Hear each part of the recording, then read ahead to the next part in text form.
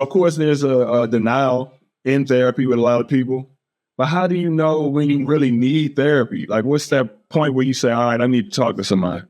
I don't think there's a specific time that you need to say I need to go talk to somebody. Well, let me backtrack that.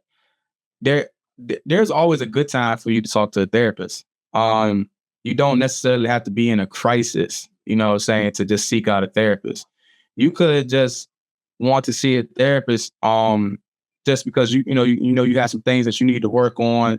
You might not be having a mental illness or mental health symptoms, but you might see some stuff that you want to work on, whether that be emotionally, mentally, spiritually, X, Y, and Z.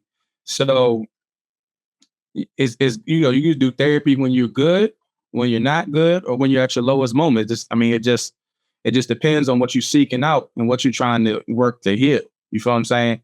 Right. But definitely, if you start to see that you're not being yourself, right? And things starting to change, and you know, relationships and things are just not, life is just not going well or the way you want to go, then that's a great time to look into a therapist or seek somebody out to talk to. Or, and then also it could be just like I said, with everything going on, the racial justice and social justice issues happening right now, good time to talk to a therapist about how that's affecting you and processing you, and how that, could be affecting you mentally from an anxiety standpoint, from a stress standpoint, from a trauma perspective. You know what I'm saying? And, or it could just be like, I just want to be the best person I can be going forward.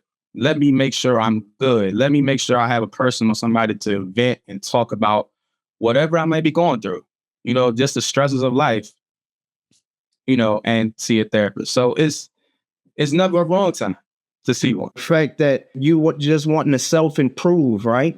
And just saying, I just want to become a better version of myself. So I'm going to seek therapy for that.